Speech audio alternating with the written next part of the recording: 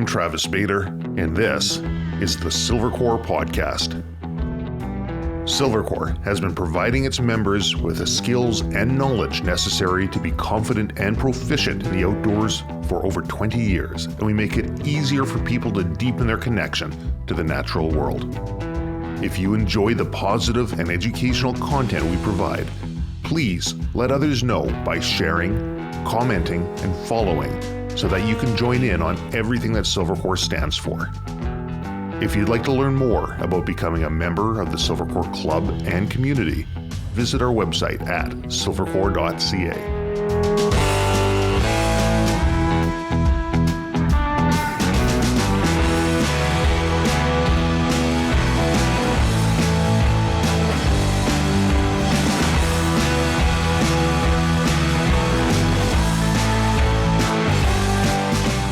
I'm joined again today by Brad Brooks of Argali. For those who may be new to the Silvercore podcast, Brad and I had a great chat back in episode 57 where we talked about everything, really. We talked about product design and how to get the most out of life by scheduling yourself accordingly, essential hunting equipment, and what drives Brad as a husband, father, hunter, angler, climber, entrepreneur, and much more.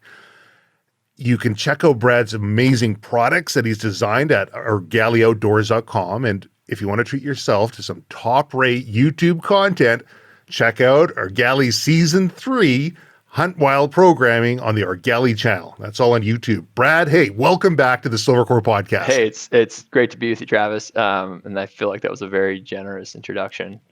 But yes, it's great to be back. Did I get everything in the intro? I like to front load with the information so people are tuning in. They can quickly look and see, and we'll have it at the back, and I'll have links in the middle as well. I think you nailed it. Yeah, you nailed it. Awesome. Yeah. Okay. So I've been watching your social media content over this last hunting season, and it looks amazing. And that's the main reason why I wanted to chat again, was to talk about your last hunting season. But you've also come out with a few new products as well. So if we have time, I'd love to chat about those too. Yeah, absolutely, man. And I should say too, I really enjoyed our chat last time.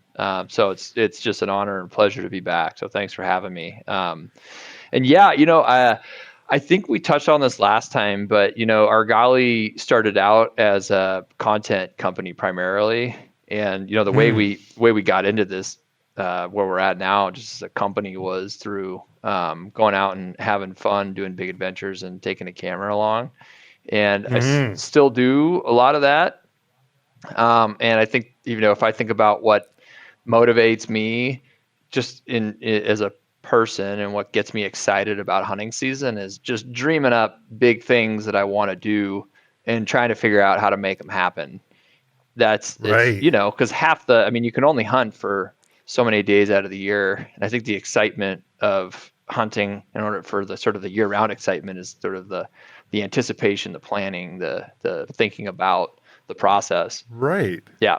You start mentally preparing, and you start looking at different items that you might want to bring with you, or kit that you've used before that you said, that just sat in my pack the entire time. I don't need it. Mm-hmm. Of course, the second you cull that from your kit is when you need it. Of course, always. Yeah. The whole mental game of what it's going to look like, that's a year-long process, really. Yeah, and I think so. Last year it was probably about, I had just gotten back from it would have been in 2020, maybe about early October. I got back from a trip, and I had been up to Alaska that year, but I got back and I was just like feeling as though, I wasn't spending enough time up in Alaska just exploring this. For us, Alaska is it's a giant state with a lot of wild country, just on a different level. I mean, you guys in Canada have, I'd say the same kind of big wild country as well. And I was just feeling as though I wanted to spend more time there, and doing these going up for, a week and hunting one species just didn't feel like I was really getting my fix that I needed. And that was really where this idea of I want to go up and spend, the entire, pretty much an entire hunting season up in Alaska, traveling all over and hunting kind of came from. And I remember I talked to my wife about it, and she was just like, kind of like, are you serious? Come on.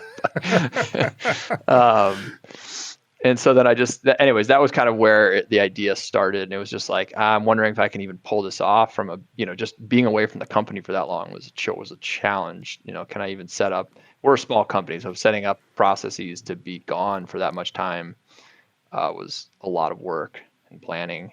Yeah, that's going to be difficult with planning around your work as well. Do you have a number of people that work with you that are now going to be jealous that you're gone for, what was it, 6 weeks hunting? Yeah. I mean, so the way we're a family run business, and there are essentially two of us married couples that run the company. And my wife, she runs all of our customer service. So anybody, if you buy something from us, if you ask us a question on, email us, like she is the first person that filters that out.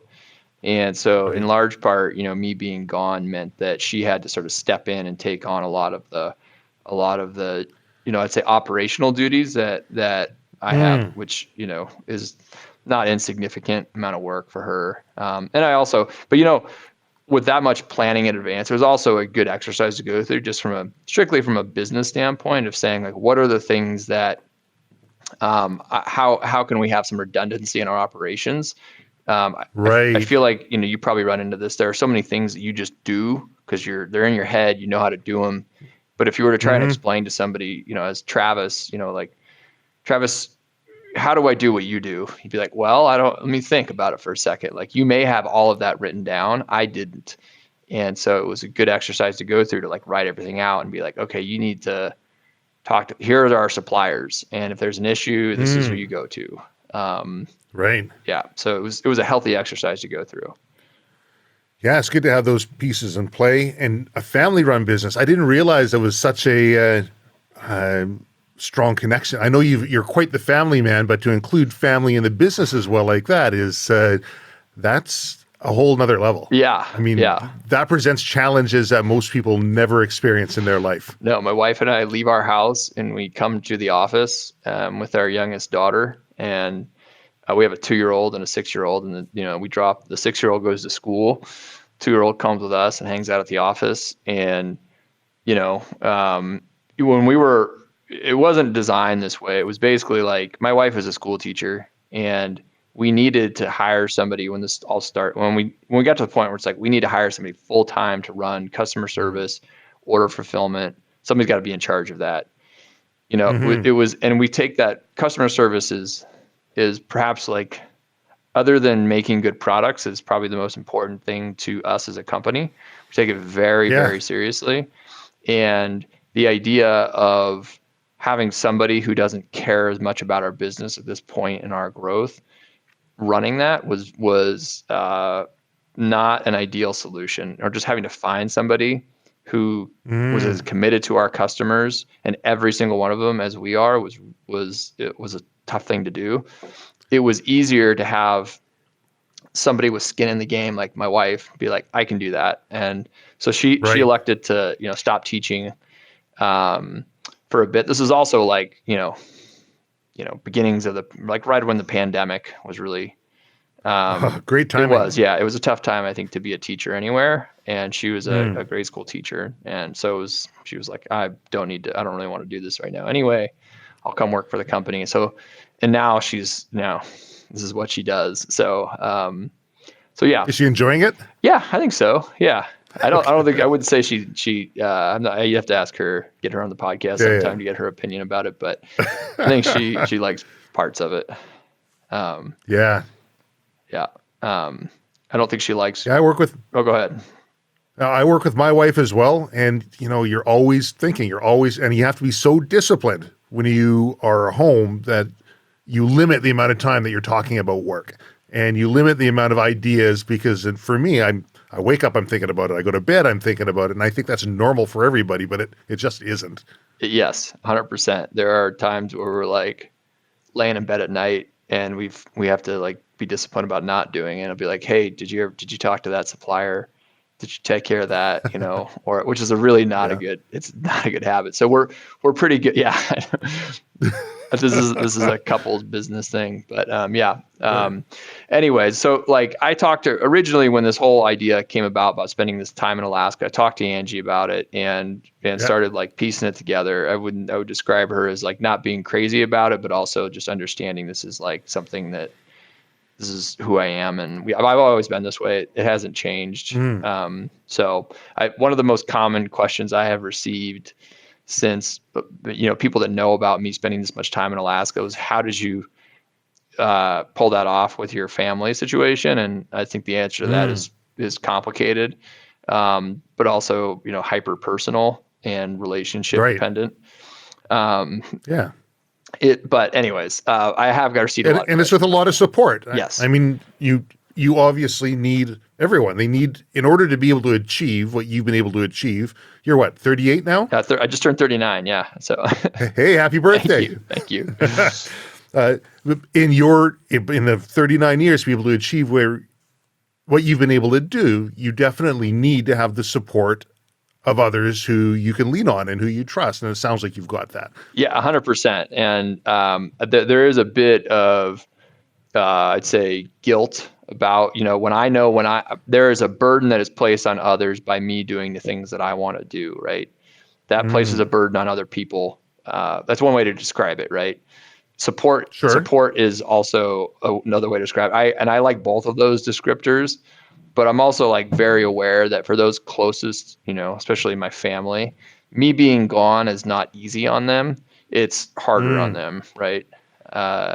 And think just being conscious of that doesn't mean I'm not going to do the things that keep me going, I love to do, but I think it's important to be aware of sort of our wake of influence on those around, especially those closest to us. I thought your family tagged along on some of the adventures. They did, Didn't I see your daughter catching a salmon there? Yeah. So like a third of the way through my trip or whatever, my family came up and we spent a really fun week, full week, just touring around, doing family stuff, and went salmon fishing. And she caught my oldest daughter caught her first silver salmon, which was just a remarkable experience to show them that. So it wasn't all bad. So last time we talked, you were planning some of these. I know we talked off air about a couple of your product plans that you're putting out, and we talked a little bit about your upcoming adventures, but you went and brought a film crew with you. Like I'm watching this online on YouTube, and there's some awesome cinematography. Mm-hmm. You didn't do this all by yourself, did you? I did a lot of it by myself. And really? Well, so if you're talking about just my Alaska trip from last year, I did it mostly by myself with a little bit of help. It depends on the trip. So there were 3 specific hunting trips I went on. The first trip, I did have a friend of mine who's a photographer, Brandon Kumler. Shout out to BK. BK is one of the best photographers in the business, but he is a penchant for misery that is very hard to find, and an ability to deal with it. He is. It's hard to find when you're looking. I'd say in the creative space, like photographers or videographers who truly can hang in miserable weather and conditions day after day after day and don't revolt is hard. And BK has been with me on many, many miserable expeditions. It's good to have somebody like that on your side. It is. Yeah. So BK came with me to on the first leg of our trip to Kodiak, but he was mostly taking photos. So he was mostly taking still photos. I self-filmed most of the motion. The video, anything you see on YouTube was largely filmed by me. So most of the archer. So for those, I haven't really explained it very well, Travis, but I went bow hunting in Alaska for the 6-week period. The first stop I went was a deer hunt, and I self-filmed pretty much the entirety of it. BK did a few of the shots for me, but the idea was that he would just be taking photos and I would be running the cameras myself pretty much the entire time. So is that the hunt that you just released? I think it was yesterday. Yeah. At part 1? Correct. Yeah. Okay. Yeah. So, Wow, that's really well done. oh, thanks. Yeah, I love the cinematography. I love the music choices that you put in there. I mean, it's a calmer approach. It's kind of introspective. It shows the thought process of you as you work through these things. I would highly recommend anyone listening to this to check out. So it's on Argali. Like if you go on YouTube and you type Argali, it's the Argali station. But I'm a little confused. Is it Hunt Wild? Hunt Wild is just our tagline. So you'll see that in the header. Right. To find it, that's our, you just search Argali on YouTube, and our channel is called just Argali on YouTube. And then Hunt Wild, which you'll see in our banner when you go to our page, our YouTube page, Hunt Wild is just our tagline. So that was a Sitka blacktail that you were able to connect with on your very first day landing? Yeah, so we landed. So first of all, let me say, like, I have all this anticipation build up, right? And you're like, okay, all the logistics, all the business, there's a lot of stuff to work through to even get there. To me, going on that trip, especially the first one, I had 4 days to hunt, and there's a lot of reasons why I shouldn't have brought a bow. I could have brought a rifle. There's a lot of pressure to like, boy, we better make this work. And so, we land and get camp set up, and it's like late afternoon, evening by the time I even get going. And the first buck we see just happens to be a nice one. It was just luck of the draw. And the whole stock and everything worked out, I mean, just remarkably well, which, I wish I could say that happens every time. It just doesn't, right? Anytime you're trying to get within bow range of an animal, lots of things can happen. The animal can move. It was evening time. That's not an ideal time to try and stalk in on an animal typically, because they're likely. I was worried that deer, basically, like, we spotted it, got over to it, had to re-find it because it disappeared for a while. And then it's getting towards the evening. So typically, those deer are going to get up. That buck was going to get up and start feeding at any moment. So in that particular situation, this is what happened, sort of off camera. I told BK, who was sitting next to me, I said, I was just going across this not very large canyon. I said, you stay here, you film. I'm going to take my bow and I'm running, because he's going to get up and start feeding real soon. And so I had to do this big loop. And literally, I was running with my bow for a while. You don't see any of that off camera, but just took my bow and ran. And it was one of these situations where I didn't have enough. I took a mental photo of like, that's where he's at. He was bedded down in some tall brush, but I got over to him, and I was on top of this deer. Like, I was within 20 yards at one point in time. 20 yards is not very far. If anybody, I don't know what that is in meters, like 19 and a half or close to 19 3/4 meters. Close, pretty close. About the same. Pretty much. Yeah. And I was on top of him, but I was looking back at BK, who was not very far from me, and I was like, he's right here, right? Like making hand gestures. I'm like, I know he's right here. And BK kept going like this, putting his hands up in the air. Like, I don't know, man. BK is not a hunter. He's, that's what I love about him. He's a great guy, but he's not of the hunting world. Okay. And and pretty soon I just decided I'm like, I know he's here. I almost decided, like, there were these kind of coulees, like shallow coulees in this hill I was on. And I'm like, well, maybe I mistook where he was at, that he's in the next coulee, another 50 yards in front of me here. But I was just like, you know what? I've done this too many times where I've blown animals. Like, I'm just going to trust my instincts, sit down. And sure enough, he pops up like about 2 minutes later. And he was suspicious of my presence, but not suspicious enough to run. How far away was he at that point? He was, I think so at that point in time, I think he was 23 yards. Okay. And I was just sitting on a hillside covered in ferns that was maybe, ferns were maybe 2.5 feet tall. And I was ready for him to stand up. And when he stood up, he immediately stood up, and it was just like ears alert, staring right at me. And I think because I was sitting down, had my hood on, camo and all that, like, he just couldn't quite make me out. He just couldn't, even though I was fairly exposed. And as he walked up to kind of get out of there, he was walking real cautiously. His head went behind an alder bush, and I was able to draw back and wait for him to come out. And then at that point, I think I shot, he was 34 yards is what I measured it at. Okay. And then he ran to about 50 yards, and I shot him again. So I shot him twice, both times were good shots, and then he kind of tipped over.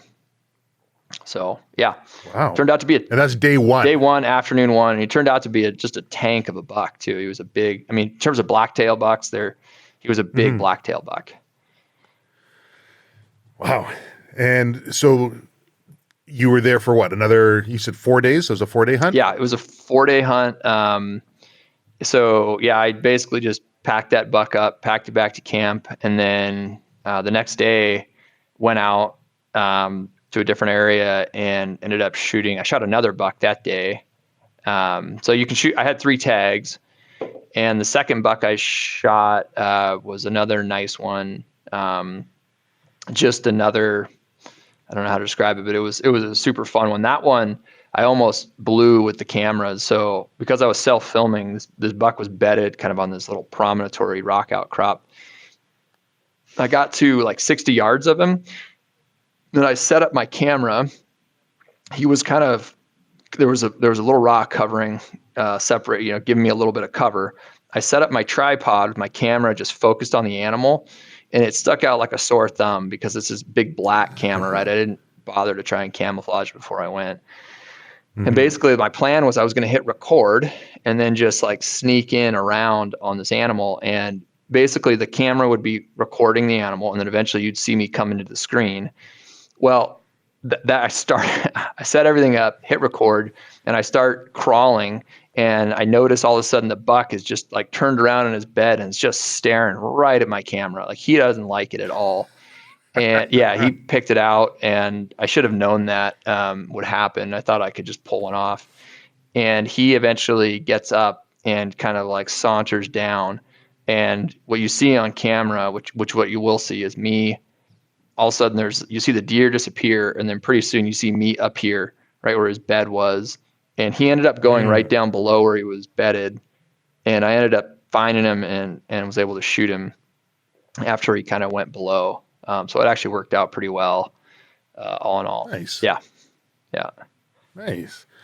And you went for some caribou as well this last season, didn't you? Yep. So after that, I flew, after I got done with the deer part of it, met my family, hung out with them for a bit, and then flew to the eastern part of the state and did another caribou hunt up in the kind of the 40-mile mountains up there, which was, I thought there were a lot of bears on Kodiak. The 40-mile mountains were just littered with grizzly bears. So that was interesting. I was just kind of camping right felt like a sea of grizzlies. Yeah, that's a little unnerving, isn't it? Yeah. Yeah. I think you made a statement. You said, let's see, a goal was get deer, have fun, not get eaten by a bear. That was definitely the goal. Yeah. Yeah. And here I am. Well, I did my first caribou hunt actually this year. Haven't done a caribou hunt before. It was a fly-in, and my first fly-in hunt, and didn't actually end up connecting with a caribou, but similarly, I think it's the highest concentration of grizzly bears is around in that area, like where you were, and I was up in the Spatsizi Plateau area, and man, bears everywhere. There is a fellow, he's a head litigator for TELUS, I believe it is. He's an avid hunter, and I reached out to him because he wrote an article about his hunt he had in a similar area, and not having been there before, I wanted to get as much inside info as I could. And in his article, they're talking about a moose that they harvested, and at the time when he was hunting in BC, you can't hunt grizzly bears. At the time you could, and he had a grizzly tag. And anyways, I guess, and I don't want to butcher his story too much. They came back. They're like, "Oh, hey, there's a grizzly. It's a good sized grizzly. Let's see if we can put a stock on this thing, and maybe we'll harvest it." And oh wait, no, there's 2. No, wait, there's 3. I think by the time they settled, they had 5 different grizzly bears in the area. He's like, "Holy crap! I can't take this thing without becoming bear food, essentially." So that was always in the back of my head when I was up there. And when I was walking out on my own, because I went up there with my wife and one of my kids, my son, he really wanted to come. 12 at the time, 13 now. What a trooper. I mean, he carried all of his own stuff. The only thing he didn't have with him was his rifle, because figured why burden him when we've got 2 other rifles anyways, but he carried all of his own equipment, pack, everything else. But when I was out on my own, I was definitely areas where I was whistling when I probably hoping that my noise and songs were driving away the bears and bringing in curious caribou. Yeah. I didn't see one caribou on my trip. Oh, you're kidding me. Really? No, I was a little early on it. It was, in some ways, like I look at it, when we flew in, it was a much longer flight. We flew in on a Cessna 185. So it got us in faster, but there was some issue with a few of the bush pilot companies. There's some feuding or something going on. I heard a bunch of different rumors, or a land issue, and one got shut down. Whatever it was, we had to go and contract a pilot much further away. And anyways, when he picked us up, he says, yeah, you were in a little bit early. Benefit was you basically got this whole area to yourself, because with the COVID, everything opening up kind of at that time, they're packed. All the different pilot companies are absolutely packed. The next following week was just going to be just crawling with people in that area. So good point was I got to spend the week with my family out in the bush, experiencing some areas which I've never seen before. Some beautiful, pristine areas, seeing some great animals, just not caribou. But I didn't get a caribou. Yeah, that's all right though. I mean, that is, I mean, a big part of the trip is just being out in the place, and you probably saw a lot of, I mean, you saw bears clearly, but I'm sure you saw a lot of other cool stuff. And to go with your family is just, that's life goals for me, to share those places. Yeah, it was pretty neat. I mean, there was one other group that came up, and they came in a couple days after us. And so when we started, we had some cabins that it's like a provincial site down below, and thought, well, just kind of get everyone acclimatized, get an area, do a bit of a recce of the area, see what it's all about. So we'll stay in the cabins for a couple of days and just do some quick jaunts out, and then we'll head out further into the backcountry. So another group came out, a bunch of young men, fit, prime of their life, all the rest, and my wife and I and my son, we start heading up the one mountainside, and these guys leave after us, but are screaming up past us, and light kit, going fast, going hard. And my son's like, I hope they're not going to scare away all the caribou that are in the area. I hope we're not going to go to area. I'm like, don't even worry about it, right? Anyways, we start coming up, and the weather changes. This is in the end of summer, and we start getting a snowstorm setting in, and just heavy rain. Then snow starts coming in, and all these guys bugger off back down. We put up a little shelter, waited out the storm, kept going on up, and boy, my son sure felt proud when he came back down into camp late in the evening, and everybody else had given up so early. I like that. Teaching him some important lessons right there about wisdom and also sticking it out. Yeah, the plugging away will win you the day. Oh yeah, yeah, I like it. So, but you were successful on your caribou hunt. I was, yeah. It was, just that hunt. I was actually joining a buddy who was going on a moose hunt. There just happened to be some caribou around the area typically. So, and actually, he ended up having to. That's an interesting trip. He ended up having to cancel at the last minute because he works for. He's in the U.S. Air Force. And he ended up getting called away for various reasons. So he had to cancel last minute due to his duty situation. So I ended up calling a buddy of mine about 10 days before I left and just said, hey, you want to go on a moose hunt or a caribou hunt? And he was like, yeah, let's do it. So he just basically dropped everything and bought a ticket to Alaska. I know. Good dude. And joined me for that trip. but there weren't a lot of caribou. So we flew in, and you can't hunt same day. You can't hunt caribou in Alaska the same day you fly in. You have to wait either, I think it's 24 hours or until past midnight. So first day, a lot of caribou. Second day, we get up there, we're hunting migrating caribou. So it was trying to figure out how I was going to either spot and stalk or ambush them or whatever. And I was feeling pretty good after that first day about my chance of taking a bull. But second day, didn't see, to make a long story short, like there were fewer and fewer caribou every day, and I was being real picky. First day, had an opportunity at a nice bull, but I was like, not quite what I'm looking for. Third day, I didn't see a single caribou until almost midday. And I was like, okay, maybe I should be less picky. Like I only had, again, it's like not a long trip. And ended up finding the one opportunity I had that day. I was on a beautiful bull caribou that I got to 25 yards on, and the wind shifted, smelled me, buggered off. Next day was I was like, I better get something done here or I'm concerned. And so it was the same situation. Didn't see a caribou all day.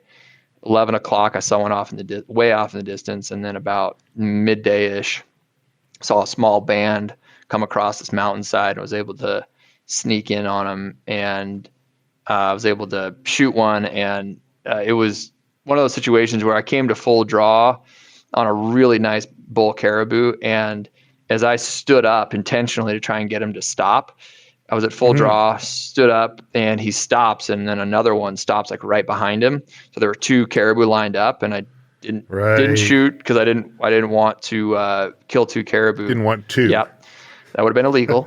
To my right there was another bull, and I just swung to my right and kind of guessed the distance and shot, and turned out to be a lucky or accurate guess, however you want to describe it. So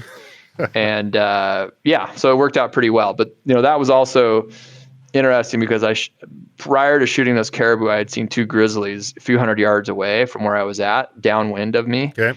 And I was by myself when that happened. My buddy Andrew was off on his own, trying to chase down a moose. And I thought for sure that those grizzlies were going to be over there in minutes. And I never ended up seeing them. And I don't know why, but just never, butchered that whole caribou just on edge the entire time with my pit. Looking over your shoulder. Oh, man. What time of the day was that? What's that? What time of the day did you? It was probably about 1 o'clock. Okay. So, I'm looking, probably 60 yards away from me downwind was a wall of brush. And I thought for sure any minute now I'm going to see a grizz come through that wall of brush. And I was just, I was like, well, you just do what you got to do. Take your time, keep your pistol on your hip, and be on edge and be on alert. And that's the way I did it. Moved all the meat away from the carcass a fair ways. And it wasn't terribly far from this caribou to camp, and got it all to camp and never had an issue. And I hung it I didn't hang it at camp. I hung it, a few hundred yards away from camp in a spot where I could see it from camp though. So it was, if a grizz came down, I would have been able to see it, but it never had an issue. A pack of wolves came in within a few hours on the and were on the carcass, but that was it. Yeah. Fortunately never had any bear issues there. Yeah, that's it's always one of those things that will sit in the back of your head as something that a possible concern, right? Especially as the sun starts going down and you're hiking down a mountainside with meat in your backpack, and you just think you're just a walking popsicle for these bears. But Absolutely. The reality is more often than not, there is no issue with them. Yeah, I've found, anyways. Yeah. And at times when there are, that gets scary, of course.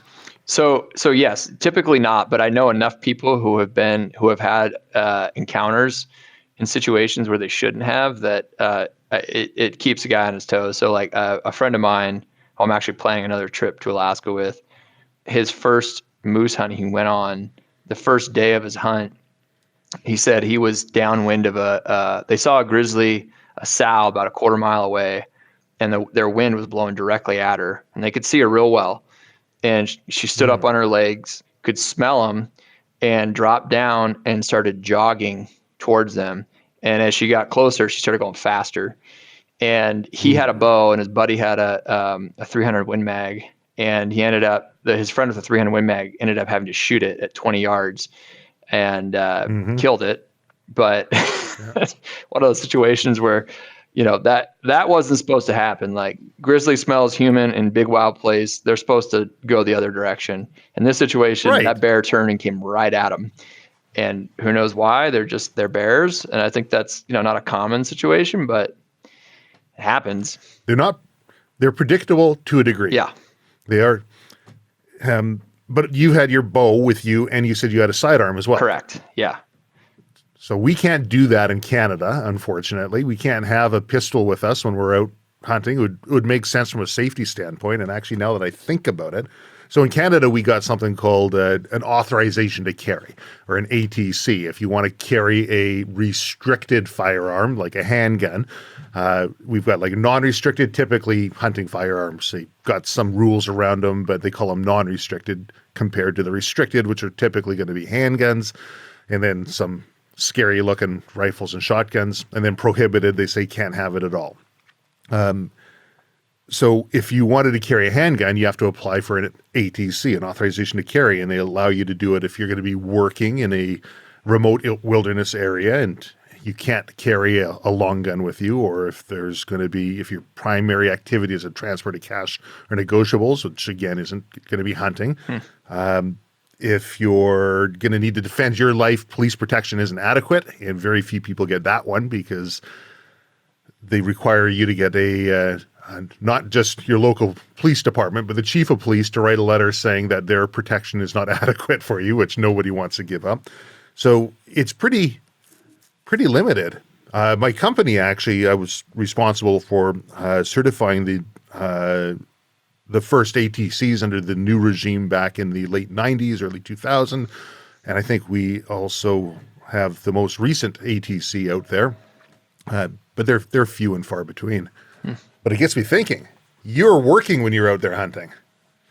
Yeah. Maybe for Canadians, I'll have to let's see what we can do there. Well, I spent a lot of time before I left too, thinking about researching this whole pistols versus spray as a bear defense. And I'm open to, I wanted the best deterrent to save my life. That's where I was at. If it was bear spray, I carried both, but I'll say that in doing my research, if you have some competency with a handgun and do some practice, like it is, I believe, now this is a controversial statement, that it is a better deterrent to have for bears for if you do your practice. I think for a lot of people, if you don't actually practice with a handgun, bear spray is a great option.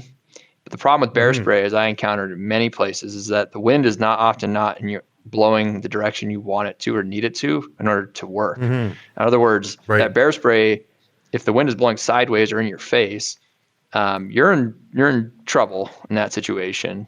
And if you look at the data on bear attacks, people that typically have handguns are able to like protect their life better.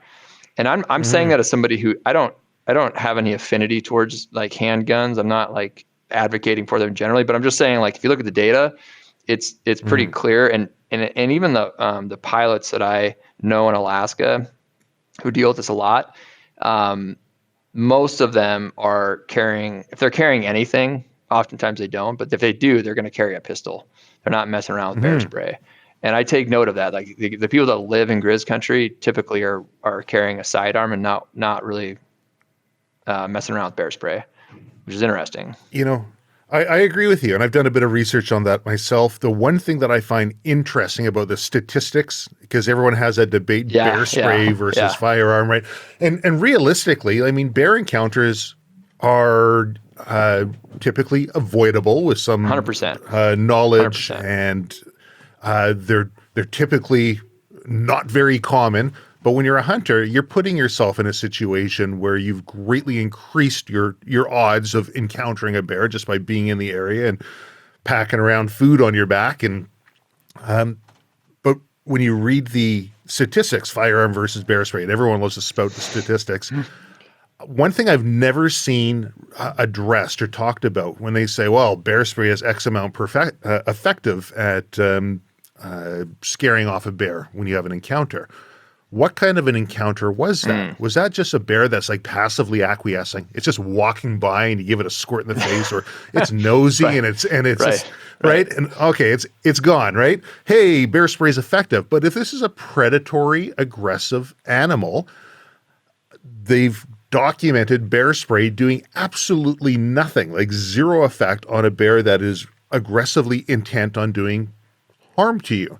But what will stop a bear is an interruption of the central nervous system, brain or spine, or hypovolemic shock introduced through massive cardiopulmonary decompression. And that's going to be rounds into it and letting it leak out. And the more rounds, the better. So I think bear spray, fantastic to have as a tool, but I'm right with you on the firearm thing as well.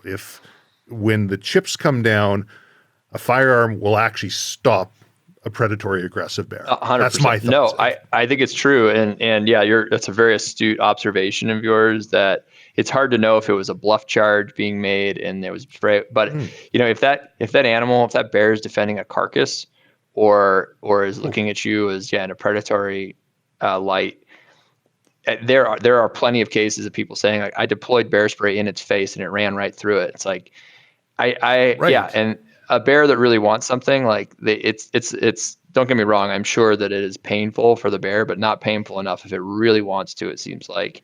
And we can, anthropomorphize the thoughts of a bear all we want, but at the end of the day, a bullet well placed is going to do more. And again, based on not just anecdotal experience with people I know, but also people that had real encounters where it was clearly like a defense issue, like a sow defending her cubs, defending a carcass that you didn't know was there, like a meal, right? That had a downed carcass somewhere. Or just maybe an old bear that's hungry and sees you as a meal, or whatever the situation that it sees you as a meal for. Like a pistol, I just think it's unequivocally like a more effective tool. But again, it also comes down to, you need to know how to use it a little bit. And I wouldn't consider myself a pro, but I did a lot of practice beforehand and actually sought some professional training, which was invaluable, made me a lot more confident too. So makes a huge difference. Yeah. Yeah. I did I was able to get away for a couple of days. Again, COVID, the restrictions on travel interfered with a spring bear hunt, and maybe my ADHD will kick in here on an aside. There's a COVID joke. You know what? I'm not going to tell the COVID joke because probably 99.69% of the audience won't get it. Anyways. That's a good one. You had me go for a second. I like that one. Anyways, so, but back to, anyways, the bear situation is real. It's not something that, the fear of bears, I feel like, really keeps a lot of people from doing some things. And I think my personal philosophy is you shouldn't do that, but you should also be really smart about it, and also just honest about what it's like out there. They're a part of the environment. I'm glad they're there. I like seeing bears, but also you need to respect the shit out of those bears. Like you can be a meal for them, and you better, if you don't recognize that and you can't be cavalier about it, don't act out of fear or not do certain things necessarily, but just be aware of that, respect it, and you'll be fine. Mm-hmm. Well, on the last hunt that we had there, I came within about 10 yards of a mama and her cub. Holy smokes. And that cub was not a small cub, at least a year old. And anyways, my wife and son were in one area on a cut block, south side, just glassing. And I thought, I'm going to go for a walk. I'm going to do a big, long loop around, and I'm going to come on back, and maybe something will kind of move over into your direction here.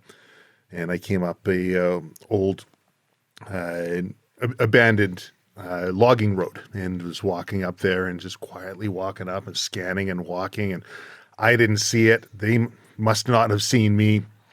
And it was just, I was in the middle of the road, and it was just off the side of the road was Mama Bear, and didn't see me until I was right beside it. And you hear this this like woof sound. And my rifle's off my shoulder in a heartbeat. My heart's pounding, thump, thump, thump, thump, thump. Her cub goes running off in the distance, and Mama stands its ground and is standing and looking, and I got the rifle out, and I'm like, okay, Mama, don't want to hurt you.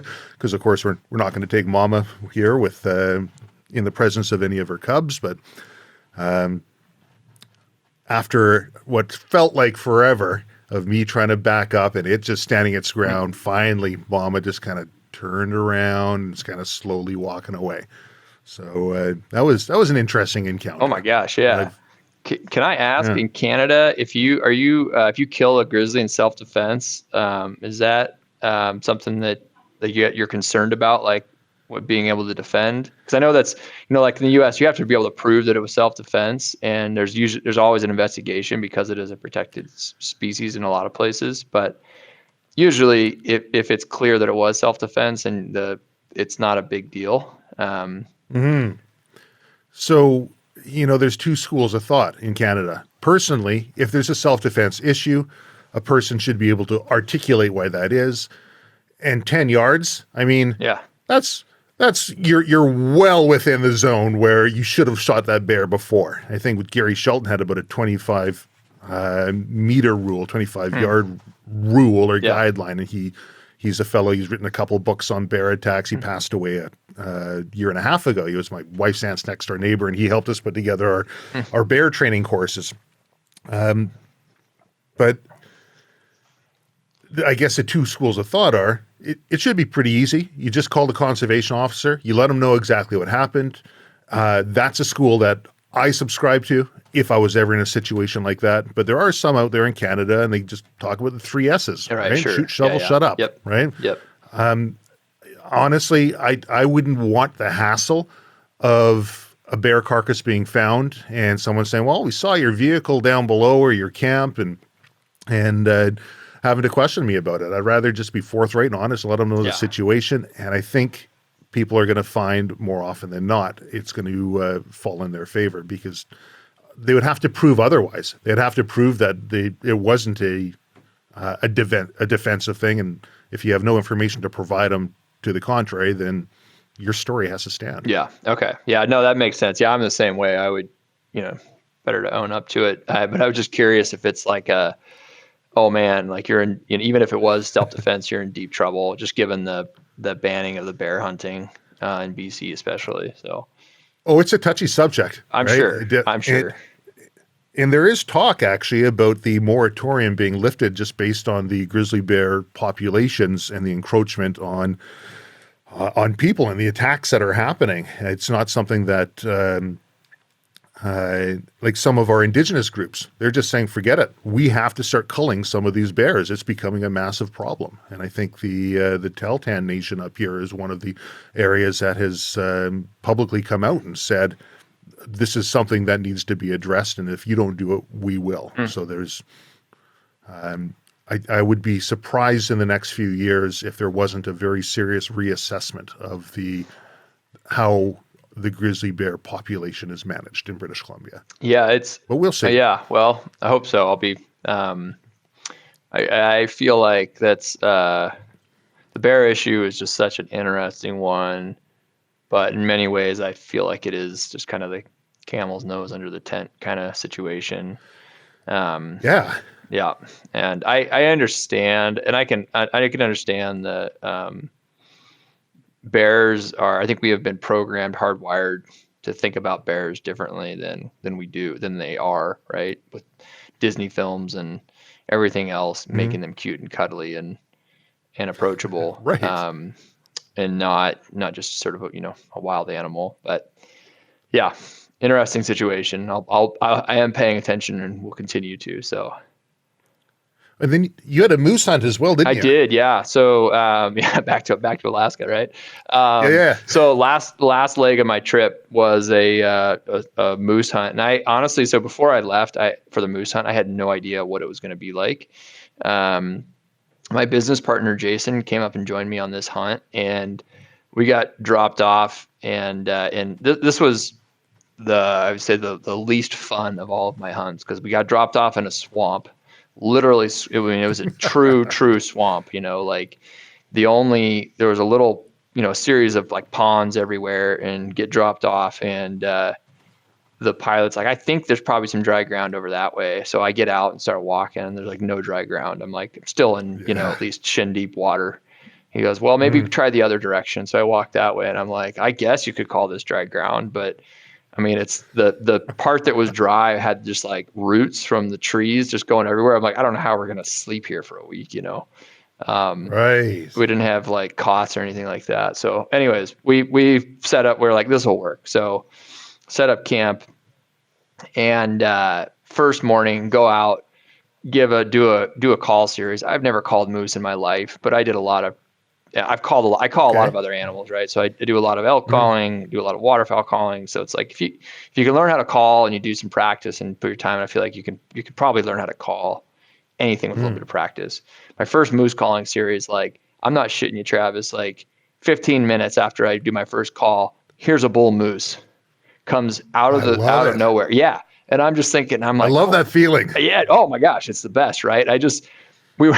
We had just sat there, waited for solid, like, I was going to give it, 25, 30 minutes after calling. And we were about ready to call it. And Jason goes, there's a moose. And I look, sure as shit, 100 yards down the way, there's a bull moose standing there. And there was an antler size restriction where we were at, and he looked like he was too small, but he might've had enough brow tines.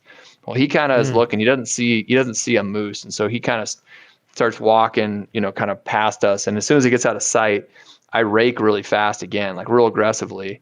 And then just like come and then just kind of get ready with my bow. And that bull came trotting towards me, stops at 41 yards broadside. And I just couldn't quite convince, I just didn't think he was a legal bull. And I wasn't sure enough to shoot him. So I didn't shoot him. And we watched him though, got some great footage. He pops in the pond right in front of our camp and swam across and went to the other side and walked away. That was the only bull moose I saw the entire trip. Never saw another one. Wow. Yeah, it was so we went from this like first day of thinking like, oh my gosh, this is a great spot. We're going to for sure have some opportunities here to that being the only moose we saw and just not having any more opportunities the rest of that trip. So that was a bit of a disappointment. We had the first two legs. It was, successful, and I really wanted to take a moose because that was the only species that I've never killed before. I've never shot a moose. Okay. And never actually been moose hunting before. Yeah, for us, it's a lifetime down in lower 48. They're called lifetime tags in most states. So very low draw odds. It's a draw hunt. And, typically it depends on where you're applying, but even in Idaho, like as a resident, I have decent draw odds in like the northern part of the state, but that still means typically, 12, 15% chance of drawing a tag every year. And so I've never drawn a moose tag. So for me, the only option to hunt a moose is to go somewhere else, like Alaska, Canada, if I can get in, or, somewhere else where there are moose populations. Oh, we'll have you up here, man. I'll get you out on a moose hunt. I'd love to. The problem with Canada, though, you require me to have a guide, right? Isn't that the rule for non-residents? You know what? I'm not up to date on the non-resident hunter. I think you can do it without a guide in certain areas. Okay. I'd look into it. In British Columbia, anyways. I do it in a heartbeat. I really want to kill a moose quite badly. So, but yeah, anyways, that was the moose hunt, and didn't succeed, and never saw another moose, but had a good time. It was a grind, though, I'll tell you what, living in that swamp. You just couldn't walk very far. So it was a lot of calling. Where'd you end up bedding down? Did you find an area where you're not on routes, or did you just like not sleep? No, it was not that comfortable, but it was what we had. And so we just slept there. And it was fine. It was manageable. It wasn't real comfortable, but it was manageable. I actually even brought a tree saddle and made a tree stand so I could get up and see, because you couldn't see very far. So I was like, if I can get up high and at least see where the moose might be, I can try and get over to him and call him. After that first day, I just never saw another moose. So were you seeing much sign? Yeah, there was a lot of old sign. And I think what happened, my guess is what happened is as soon as we moved in, all the moose that were in that vicinity moved out, like smelled us, heard us. Right. And it wasn't a real big zone. So it was like swamp with some like alders and trees and like this like line. And then on the other side of the line of trees and brush, it was just wide open for miles. So anything that was in there was in the thick, probably hanging out in the thick habitat there, bedding down, and then going out into the open to eat.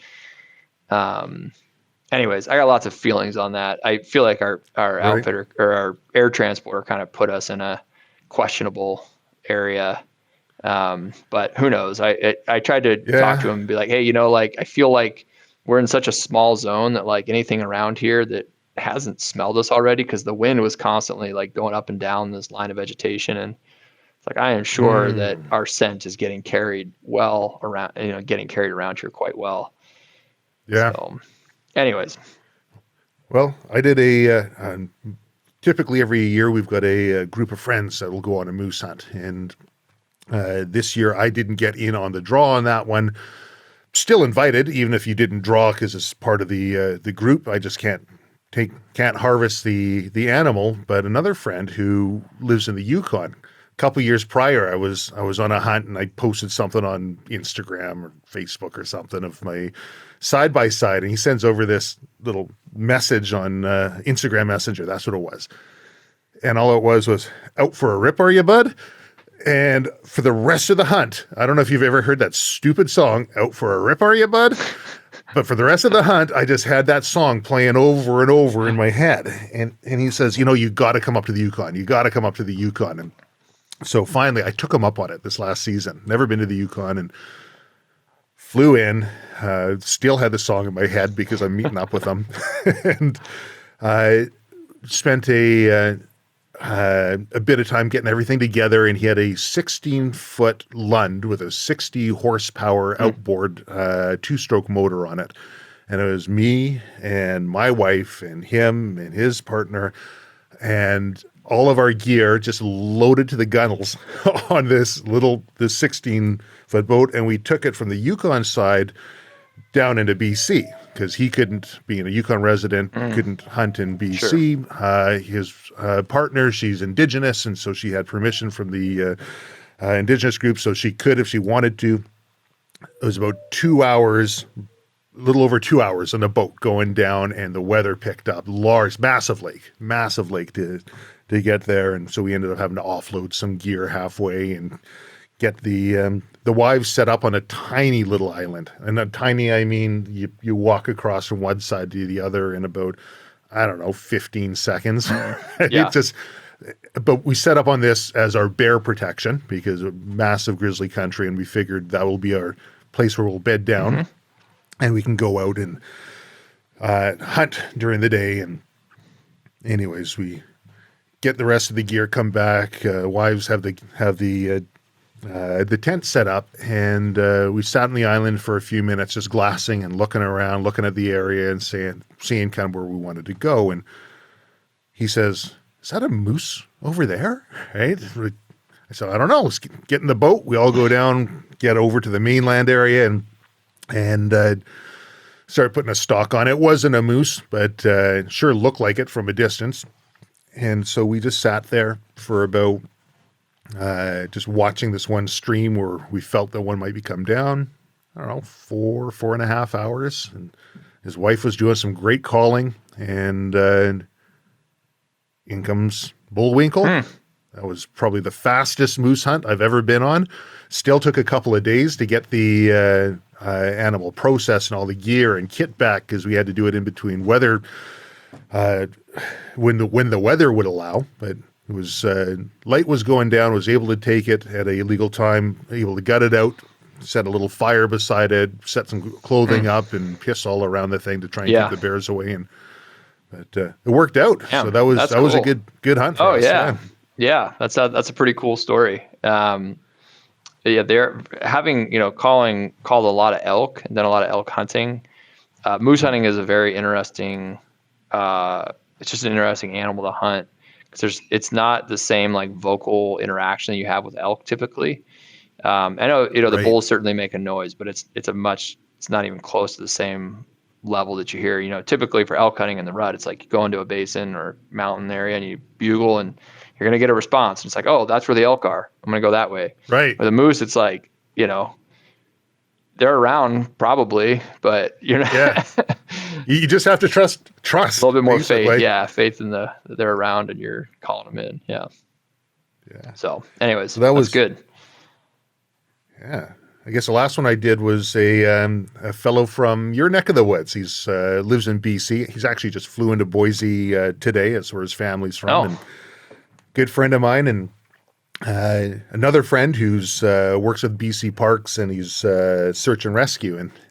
And we were talking about doing a sheep hunt. And I haven't done a sheep hunt before. And I thought, well, years ago, I'd raft down some of our rivers that we have here. I almost died doing that, and finally invested in a life jacket and a proper raft. And it used to be I just go get my $20 Canadian Tire, which is like an Ace Hardware type thing, I like it. cheapo raft and case of beer in a backpack, and go down these rivers. I like it, right? Yeah. So I have a proper commercial whitewater raft. My friend who works search and rescue says, hey, we've got a rowing frame that we can borrow. The local SAR will lend to us. Let's head down the Fraser River in an area that none of us had been before, and none of us had any idea what the water is like. And we had great aspirations of taken like a jet boat ride down the river just to do a recce, just to see what it's like and see what the possible hazards were. But that never happened. And we spent, what was that, 5 days? Floating down the river, going through areas. All we knew is when we look at the map, there's certain areas that say like whirlpool or danger, right? And so that's always sitting in the back of our head. That could be around any corner. It was a good experience, and in hindsight, I think we have some good places scouted for the next time we want to do that hunt.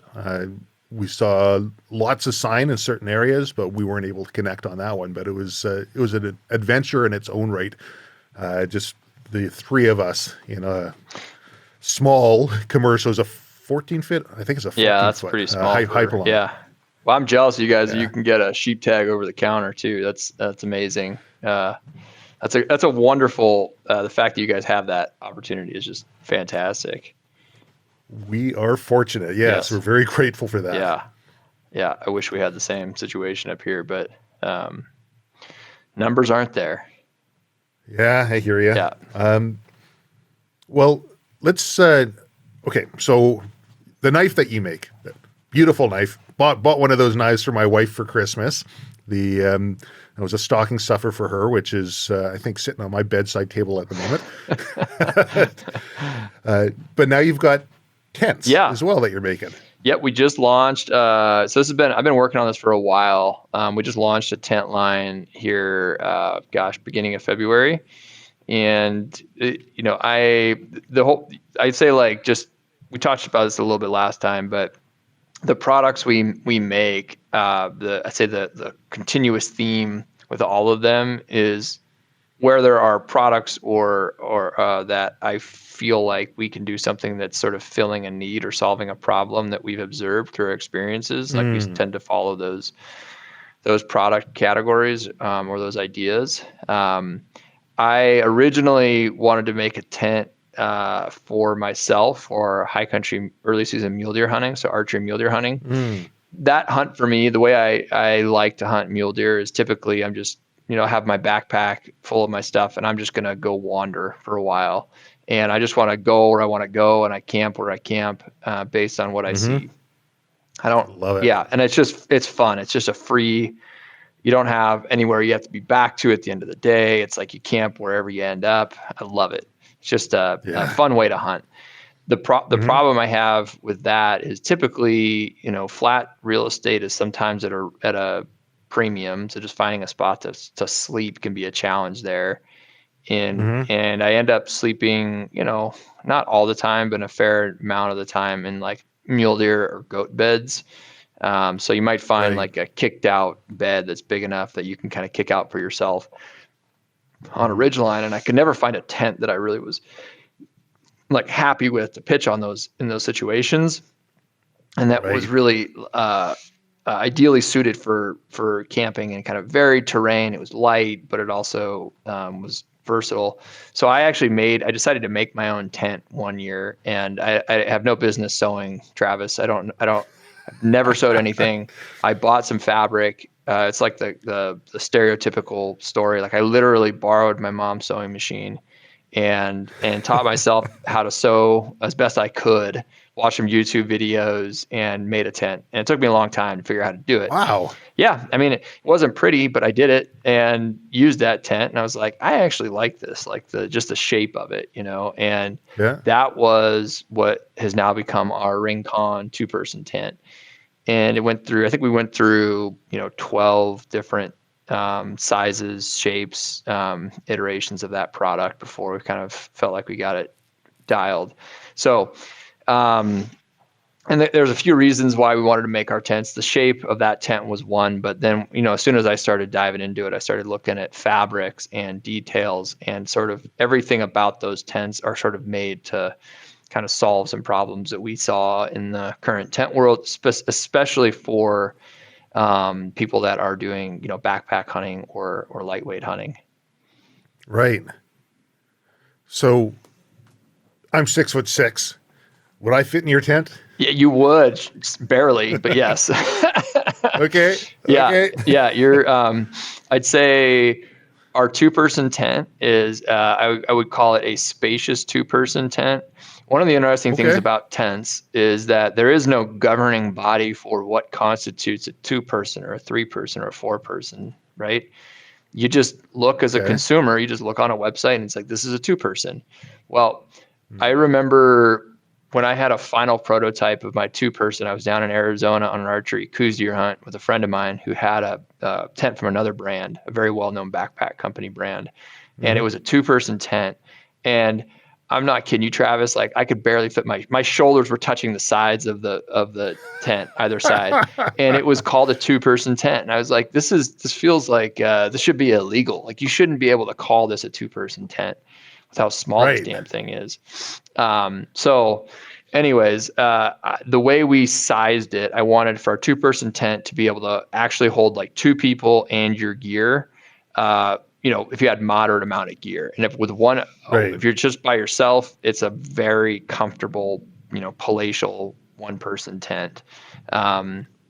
So yes, they are, I'd say that you could fit in there. And with our 4-person tent, our Absaroka 4P, I think you'd fit quite comfortably. Even our 4-person tent, they're both modular tent designs. So they're designed so you can run them with or without an insert, which is the bathtub floor mesh part of the tent. So they're designed to be, they're single pole pitchable. So they're all 1 pole in the middle, and you can either use a trekking pole or 2 trekking poles. You can use a stick if you're out in the woods, whatever you can get your hands on. Which is, I have been using that style of tent for a very long time, and I find that they are, very versatile. They're really easy to fix if you have something happen in the field. If you forget your pole, like I did have many times, you can usually find a branch or something else to prop it up with.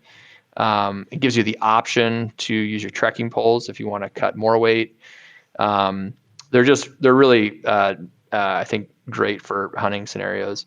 We also have a removable stove jack in both our tents. So if you want to use a stove and make them a hot tent, which is amazing. If you haven't done that yet, Travis, I highly recommend it. Aside from a wall tent, I love wall tents, but I haven't done the hot tent yet with mine. Oh, it's so great.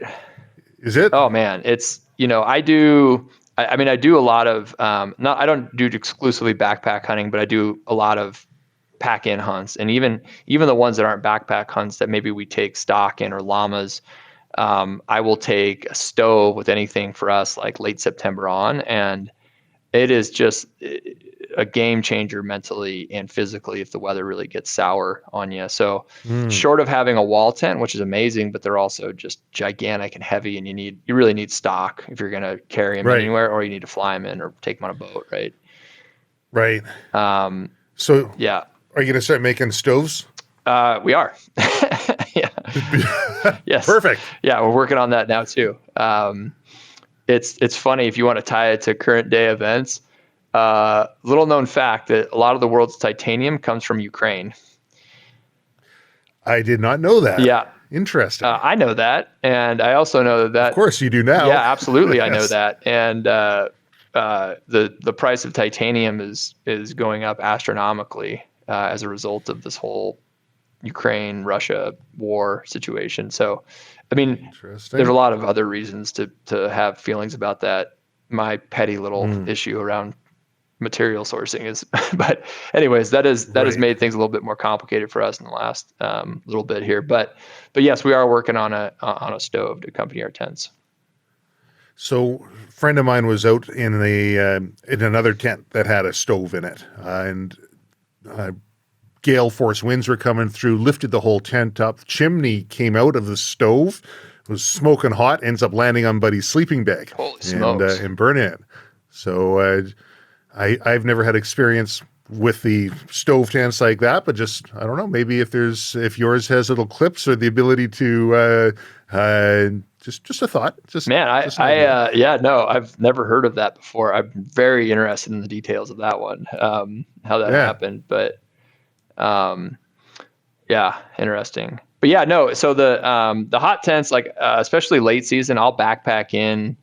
It's usually like 1 or 2 late season hunts I do, and in November timeframe, and when it's 0 to 15 degrees Fahrenheit, which is pretty cold. The days are short, nights are long. Just being able to get inside that tent and have a fire for a little bit to warm up, dry out it's the difference between staying out for an extended period of time and just getting to the point where you're just like, I am so tired of being cold and wet that I don't want to deal with this anymore. And usually, by day 6 or 7 or 8, if you're on a backpack hunt and it's cold and miserable, and you find your motivation waning, where it's like, I don't want to get up at 4:30 this morning to start walking because I'm cold and tired. And you start I don't care who you are, it starts wearing on you. If you can fire up mentally, get a fire going and get warm, get your boots unthawed out, like it's just changes everything. So I guess I'm going to have to get myself a stove from you. Well, when they come on out, as soon as you start getting titanium. Yeah, absolutely. Yeah, there you go. Yeah, we can still get titanium. It's just going to be a lot more expensive and more difficult than it was before. Very cool. Yeah. So what are the plans for next season? Are you going to be doing more filming and more of your sort of media company stuff? Yeah, so definitely. I actually already have pretty much a full fall planned for next year. I'll start the year off in Alaska and I'm going to end it in Mexico. So we'll be going, we'll kind of be traveling everywhere again. So it'll depend a little bit on the tag draw situation here in the US. So each state you have to put in for tags, and for me, I have to wait to see what I draw, but I should be hunting, doing everything from archery hunting in Idaho, archery elk hunting in Wyoming. I'll be hunting, pronghorn elk, deer, coos deer, and some blacktail this year, and maybe a couple other things, kind of depending on tag draws. But it should be fun. So, but I won't be doing as much time in Alaska this year. It'll be shorter stints. I'm going to try and hopefully I'll be able to take my daughter out on a pronghorn hunt. That's kind of that'd be cool. Yeah, I'm hoping that I draw that tag, 'cause I'm planning to take her with me and do a kind of a father-daughter hunt. Has she done much hunting with you before? A little bit, and it's mostly like, I try and make it really. Last year I took her out pheasant hunting a bit, and it's basically just walking around, and she got to see a few pheasants get shot, and we carry a BB gun with her whenever we go camping, and when she's interested in it, she'll shoot it, but not a ton. I try and make it really fun and short little bursts. I did was out doing some waterfowl hunting, and it's an area around here where pheasants are released, and there's an understanding nobody shoots the pheasants within a certain area because it's part of a club, and just not what you do, essentially. But if they're outside of that area, some will escape to some of the little local islands, or they'll be out in the foreshore. They're open game, and So anyways, there came across a pheasant that was open game and was actually with a person who was allowed to take him wherever he wanted. But it would have been my first pheasant. Thing flies up in the air, flushes out, and I pop it, and it goes down, just cloud of feathers, goes right down. And if I could find that thing, give me a break. I spent, 7 hours at least looking for it. I'm not going to lose this pheasant. I saw it go down right here. I tried to push it. It must have done a runner or something on me when I went down. The thing looked, but right at the end of that day, I phoned up my wife and I said, how I said we're not going to get a dog until you get into a place that's large enough that we're getting a dog. So now What'd you get? Yeah, I actually saw that. What did you end up getting? Munsterlander. Munsterlander. I'd never even heard of the breed before, but I got it out of the States. Where was it out of? Kansas City, just outside there. Okay. Anyways, it's interesting breed. It's pretty intelligent, highly intelligent. Had it for a few weeks now, and it listens. Does what it's supposed to do. It'll come most of the time when you call it. It was house trained in the first couple of days. It'll wait on command before eating or going through the door. And so I did a podcast with Ron Bain. He's got the hunting dog podcast. And so picked his brain a whole bunch on dogs and training and all the rest. He's got what is it? The Bracco Italiano guy. Institute. That's right. Yeah. Yeah. So he's got some courses on training him, so I've been going through those and trying it out. That's cool. Well, there's something like a good bird dog to force you to get out and take it for walks with a shotgun. So that's awesome. Yeah. What was the other one? Back of my head. Axis deer. Did you do some hunting for axis deer? Yeah, I did. I did that last year. I'm actually going again this year. Sorry. I misspoke. My season is going to start not in Alaska, but it's going to start in Hawaii here in another that's terrible. Month and a half. Yeah, I know. I know. I'm going back to Hawaii. Last time I was there, it was a family vacation that I snuck out and did some axis deer hunting. This time I'm going back just to go axis deer hunting for 4 days, and then my wife. We're leaving our kids at home this time. She's going to fly up, and then we'll do a kind of a week of just she and I. We love our kids, love taking them where we can, but sure, it was like one of those deals where we hardly could do much with two young kids in Hawaii. So it was like we're going to do every once in a while. It's kind of nice to do something just the two of us. You kind of have to. Yeah, I mean, think so. Yeah. It allows you to give the best to the kids if you're getting the best of yourself as well. 100% with you. Yeah. So axis deer. Yeah. I'll be back hunting axis deer. Probably hunt do a little bit of goat and pig hunting as well. But excited about that one. That'll be and honestly, I just got introduced to a guy who I consider a really good friend down there now, Sean, who's a native Hawaiian, and Sean he knows a lot of people and has access to country, to land that we can hunt on. It's all private land that we're hunting on. Right. And without that access to that land, it's very hard to hunt on Hawaii. But anyways, I'm looking forward to that because that is just a blast to do again. So, did you do any like spear fishing? Are you into that? Is that something that you try out? Yeah, I'd say I didn't do a whole lot when I was there last time, but I am going to do some this time. And I am I'm interested in killing and eating just about anything. So however that happens, the idea of, going down in the ocean with a spear gun just sounds like so much fun. So I'm going to try that out. And you've done a bit of that. Is that right?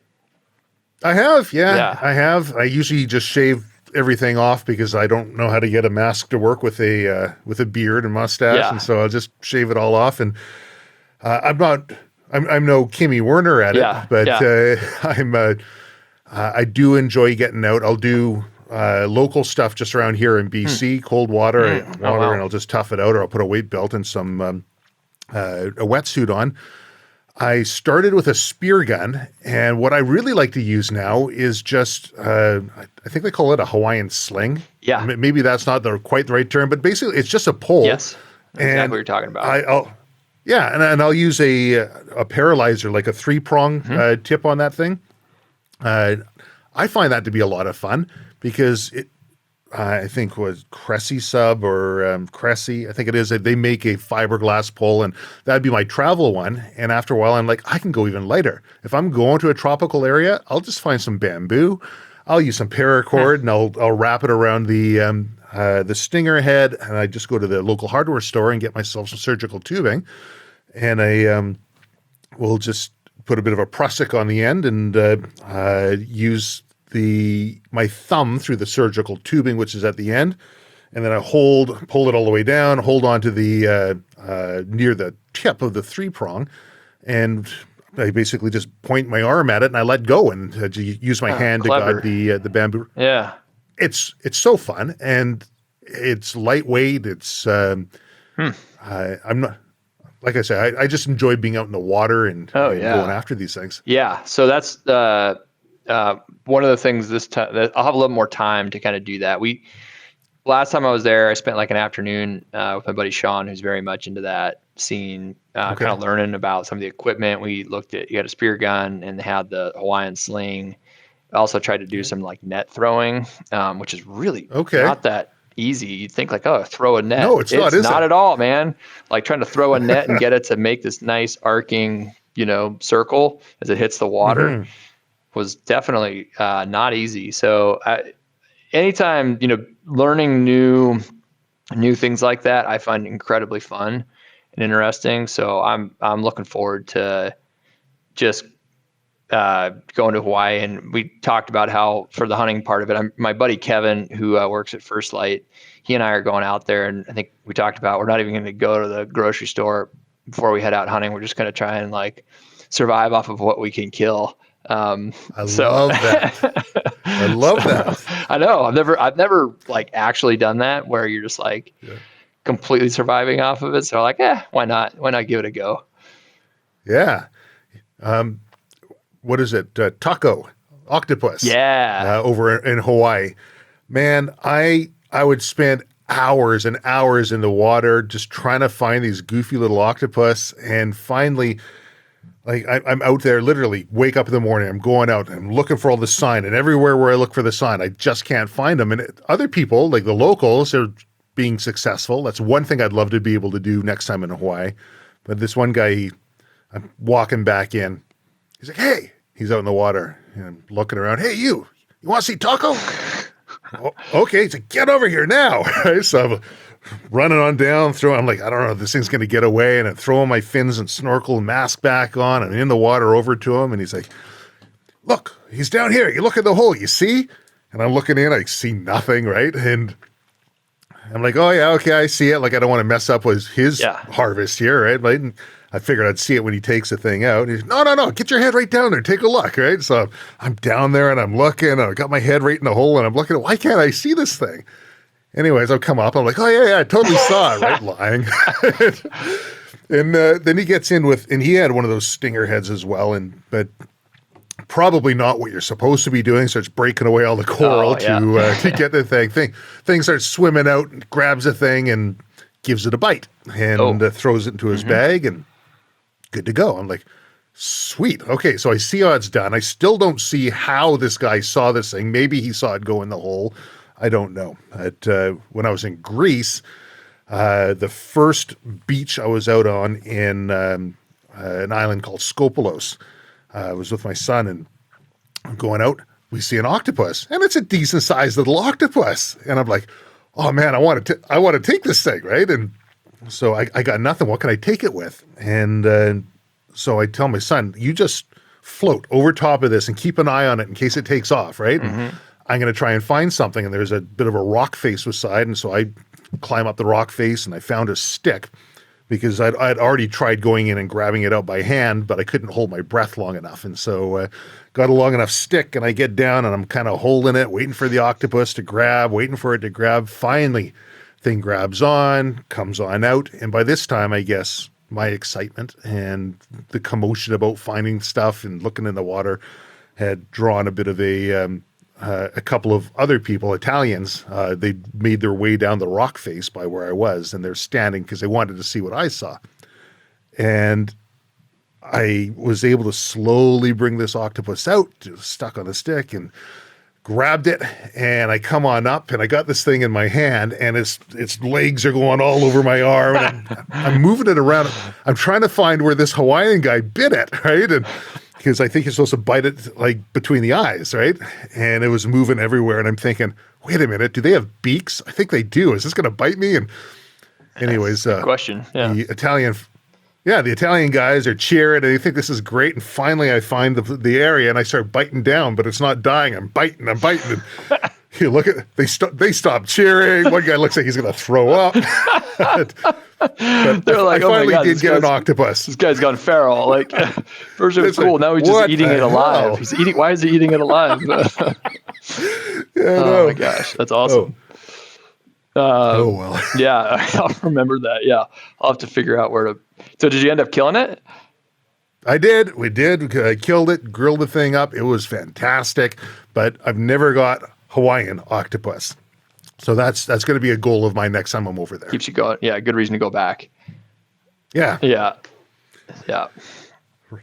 Well, we've talked about a heck of a lot. Is there anything else that we should touch on before we wrap up? We talked about your tents, your stoves, your hunting season. No, I think that's it, man. Like I said, appreciate you having me on, and there's always a lot going on over here. And it's good to catch up with you as always.